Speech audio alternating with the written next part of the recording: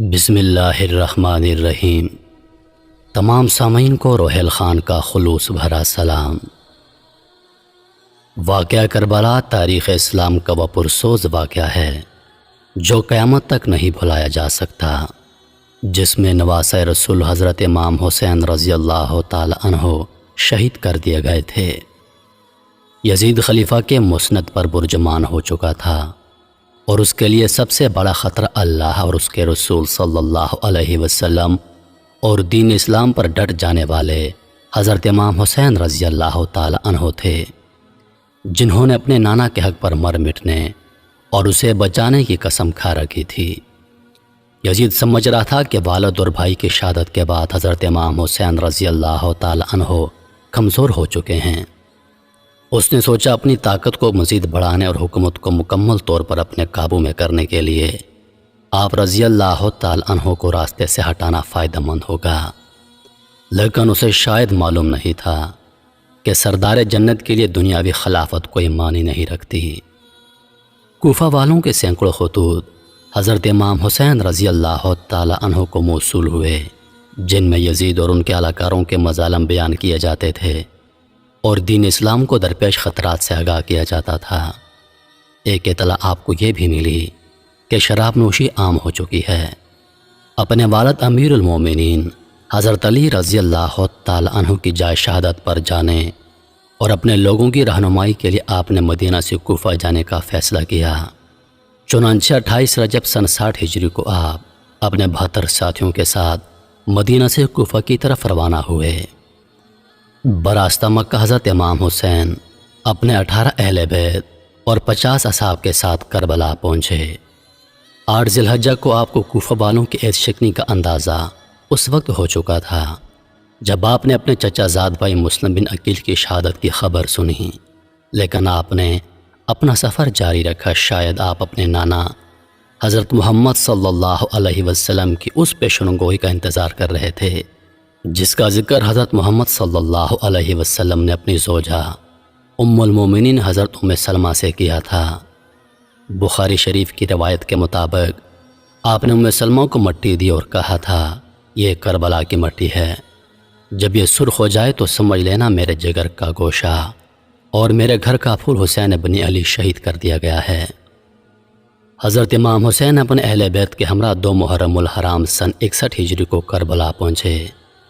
بعض روایات میں آتا ہے کہ جب آپ کی سواری کربلا کے ریگستان میں پہنچی تو آپ کے گھوڑے پر ایک عجیب سی کیفیت طاری تھی، جس سے وہ یہاں سے آپ کو لے کر دور بھاگنا چاہتا ہو۔ آپ نے پوچھا یہ کون سا مقام ہے تو معلوم ہوا یہ سرزمین کربلا ہے۔ آپ نے ارشاد فرمایا، قافلوں کو یہاں روک دیا جائے، ہم یہیں پر قیام کریں گے۔ اصحاب نے آپ کے حکم کی تعمیل کی اور کربلا کے بنجر ریگستان میں خیمے لگا دیے گئے۔ آپ نے آسمان کی طرف دیکھ کر اللہ سے دعا کی، اے اللہ میرے نانا کی دین کی حفاظت فرما اور اسے زندہ اور آباد رکھ۔ آپ کو اطلاع مل چکی تھی کہ آپ کے چچا زاد بھائی حضرت مسلم بن عقیل، جن کو آپ نے اپنا سفیر بنا کر کوفہ بھیجا تھا کہ وہاں کے حالات معلوم کر کے آپ کو خبر دیں، ان کو انتہائی بے دردی کے ساتھ شہید کر دیا گیا ہے۔ کوفہ کے لوگ جو آپ کو بار بار خطوط بھیج رہے تھے، وہ کوفہ کے گورنر ابن زیاد کے خوف یا لالچ سے حضرت مسلم بن عقیل کو تنہا چھوڑ چکے تھے اور وہ کوفہ کی گلیوں سے بالکل ناواقف تھے۔ ابن زیاد کے ایک سپہ سالار نے ان کو امان کا وعدہ دے کر گرفتار کیا اور بعد میں انہیں کوفہ کے محل کی چھت سے دھکا دے کر شہید کر دیا۔ اپنے چچا زاد بھائی کی شہادت کا صدمہ اور کوفہ والوں کی بے وفائی کا افسوس آپ کو آگے بڑھنے پر مجبور کر رہا تھا، اور مقصد اتنا بڑا تھا کہ آپ پیچھے ہٹ نہیں سکتے تھے۔ حضرت امام حسین رضی اللہ تعالی عنہ کو کوفہ سے سینکڑوں خطوط موصول ہوئے۔ ان کے جواب میں آپ نے مسلم بن عقیل کے ہاتھ جو خط بھیجا، اس کے الفاظ کچھ یوں تھے۔ آپ نے فرمایا، میں اپنے خاندان کے سب سے بااعتماد چچا زاد بھائی کو آپ کی طرف بھیج رہا ہوں تاکہ وہ مجھے آپ لوگوں کے حالات سے آگاہ کرے۔ اگر اس نے مجھے یہ خبر دی کہ آپ لوگ وہی ہو جنہوں نے مجھے خطوط لکھے تو میں آپ کے ہاں آؤں گا۔ امام صرف وہ ہے جو کتاب خدا پر عمل پیرا ہو، عدل قائم کرے، دین حق پر یقین رکھتا ہو اور اپنے آپ کو خدا کے لیے وقف کر دے۔ لیکن افسوس، سفیر حضرت امام حسین رضی اللہ تعالی عنہ حضرت مسلم بن عقیل کو شہید کر دیا گیا۔ خیمے لگ چکے تھے اور ترتیب کچھ یوں تھی کہ سب سے آگے پہلا خیمہ حضرت عباس کا تھا۔ حضرت عباس کا نام آتے ہی جو الفاظ ذہن میں آتے ہیں وہ ہیں وفا، سچائی، بہادری اور حق پر ڈٹ جانا۔ یہ ایسے شہید ہیں جو غازی کہلاتے ہیں۔ حضرت عباس حضرت علی رضی اللہ تعالی عنہ کی دوسری بیوی ام البنین سے ہیں۔ حضرت عباس علمدار کربلا کے میدان میں حضرت امام حسین کی فوج کے علمدار تھے۔ یزیدی فوج 3 محرم الحرام کو امام کی فوج کے راستے میں پڑاؤ ڈال چکی تھی۔ حالات کشیدگی کی طرف جا رہے تھے۔ حضرت امام حسین نے اپنے اصحاب اور اہل بیت کو اکٹھا کیا۔ آپ نے فرمایا، میں آپ سب لوگوں سے اپنی بیعت اٹھاتا ہوں، آپ آزاد ہیں، جانا چاہیں تو جا سکتے ہیں۔ سب نے کہا، ہم آپ پر جان نثار کریں گے، اپنے خون کے آخری قطرے تک دین حق کے لیے لڑیں گے۔ یزید کی بیعت کا مطلب تھا کہ اس کے تمام اقدامات کی توثیق جس کا دین اسلام متحمل نہیں ہو سکتا۔ لہذا آپ کے پاس 2 راستے تھے، یا واپس چلے جائیں یا حق پر رہتے ہوئے جنگ لڑیں۔ لیکن معلوم ہوا کہ واپسی کا راستہ یزیدی فوج بند کر چکی ہے۔ اب صرف جنگ تھی یا یزید کے ہاتھ پر بیعت۔ ابن زیاد قاضی کوفہ سے حضرت امام حسین کو باغی کہلوا کر قتل کا فتویٰ لے چکا تھا اور اس نے مزید فوج کربلا روانہ کر دی تھی تاکہ یزید کی خوشنودی حاصل کر سکے۔ روایات کے مطابق حضرت امام حسین کے 72 افراد کے مقابلے میں ابن زیاد نے 4 محرم سن 61 ہجری کو بہت بڑی فوج کا لشکر لے کر کوفہ سے روانہ ہو گیا۔ حضرت امام حسین کے ساتھ یزیدی فوج کے مذاکرات جاری تھے۔ 7 محرم الحرام کو یزیدی فوج نے طاقت کے نشے میں مست ہو کر حضرت امام حسین کو پیغام بھیجا، آپ اپنے خیمے پانی کے قریب سے اٹھا لیں، اور راستے میں یزیدی فوج کو بیٹھا دیا گیا۔ امام نے پانی بند کرنے کا یہ ظلم اس لیے برداشت کر لیا کہ کہیں بعد میں لوگ یہ نہ کہیں کہ حضرت امام حسین اور یزیدی فوج میں تنازع پانی کا تھا اور جس پر لڑائی ہوئی۔ آپ نے ظلم برداشت کیا اور اپنے اصحاب کے ساتھ خیموں کو پانی سے دور لے گئے۔ تپتے صحرا میں سب لوگ پانی کی پیاس سے تڑپنے لگے۔ لوگوں نے پانی کا تقاضا کیا لیکن یزیدی فوج نے امام پر پانی بند کر دیا۔ بچوں سے زیادہ دین اسلام کی فکر تھی کہ یہ کن ظالموں کے ہاتھ اقتدار آ گیا ہے۔ یہ لوگ زمانہ جاہلیت سے زیادہ خطرناک اور گمراہ تھے۔ امام کسی صورت بھی یزید کے ہاتھ پر بیعت کرنے کو تیار نہ تھے۔ امام نے فرمایا، ہمارا راستہ چھوڑ دو، ہم کوفہ یا کہیں اور چلے جاتے ہیں۔ لیکن یزیدی فوج کسی بدقسمت جانور کی طرح طاقت کے نشے میں چور تھی۔ اس کے سربراہ نے کہا، 2 ہی راستے ہیں، آپ یا تو بیعت کر لیں یا جنگ کے لیے تیار ہو جائیں۔ 9 محرم الحرام کو شمر یزید کے ساتھ کربلا کے میدان میں داخل ہوا۔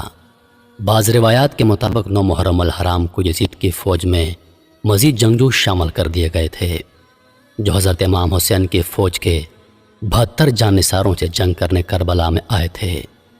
شمر نے آتے ہی اپنی عیاری اور مکاری کا استعمال کرنا چاہا اور اس نے حضرت عباس اور ان کے بھائیوں کے نام امان نامہ بھجوایا کہ آپ لوگ اس طلائی سے الگ ہو جائیے، آپ کو امان ہے۔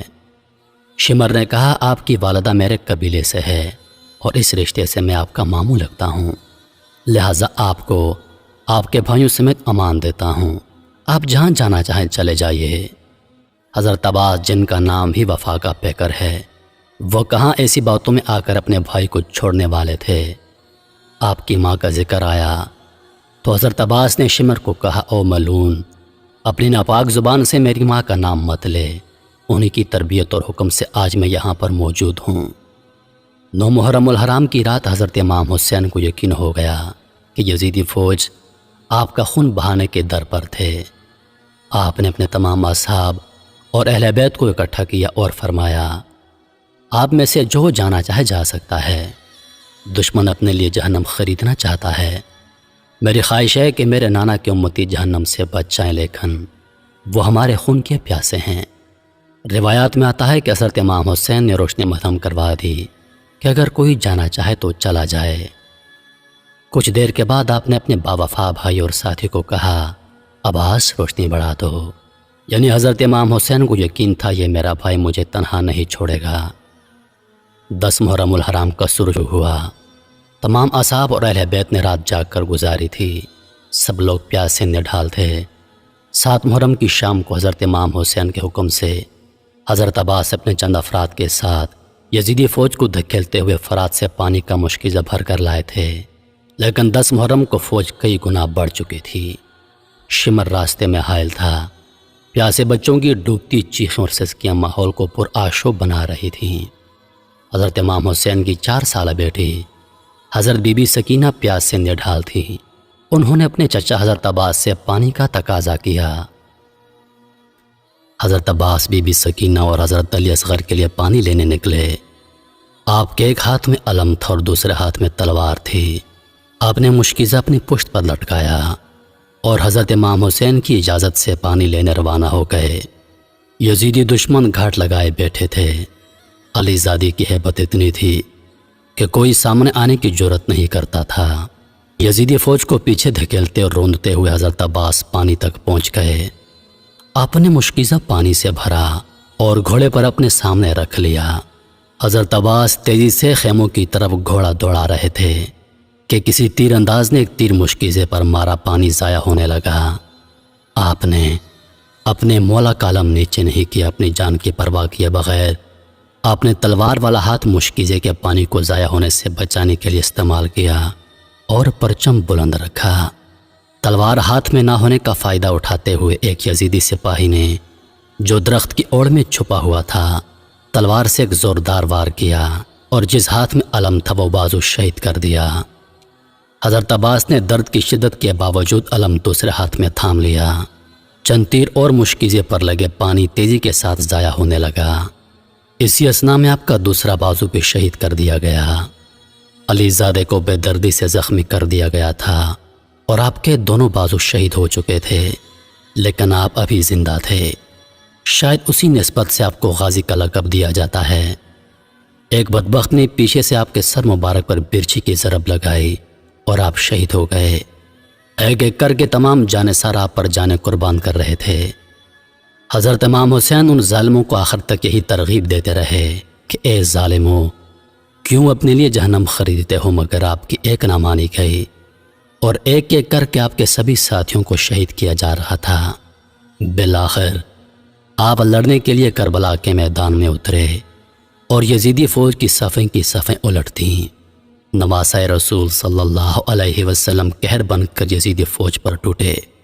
10 محرم الحرام عصر کی نماز کا وقت ہوا۔ آپ گھوڑے پر سے اترے، ریت سے تیمم کیا اور نماز کے لیے کھڑے ہو گئے۔ یزیدی فوج کے بزدل سپاہی جو قریب ہی منڈلا رہے تھے اور حملہ کرنے کی جرت نہیں کرتے تھے، حضرت امام حسین رضی اللہ تعالی عنہ کے نماز میں مصروف ہونے کی وجہ سے آپ پر حملہ کرنے کی جرت جتا پائے اور چاروں طرف سے آپ پر تیروں کی برسات کر دی۔ نماز میں مصروف ہونے کی وجہ سے حضرت امام حسین کو تیروں کی تکلیف کا اندازہ نہیں تھا۔ یزیدی بدبختوں کو شاید معلوم نہیں تھا کہ یہ علی زادہ ہے، اور حضرت علی بھی نماز میں مشغول ہوتے تو اس قدر خدا کی یاد میں ڈوب جاتے کہ تکلیف کا اندازہ نہیں ہوتا تھا۔ جب حضرت امام حسین رضی اللہ تعالی عنہ سجدے میں گئے تو شمر نے اپنی تلوار کی ضرب سے آپ کا سر مبارک جسم سے الگ کر دیا اور اس کو نیزے پہ بلند کیا۔ حضرت زینب رضی اللہ تعالی عنہا یہ سارا منظر دیکھ رہی تھیں۔ خیموں سے بیبیوں کے رونے کی آوازیں آئیں تو یزیدی فوجیوں نے خیموں کو آگ لگا دی، خواتین کے سروں سے دوپٹے چھین لیے اور سب کو قیدی بنا کر یزید کے دربار میں پیش کر دیا۔ اس کے بعد کے حالات انشاءاللہ اگلی ویڈیو میں بیان ہوں گے۔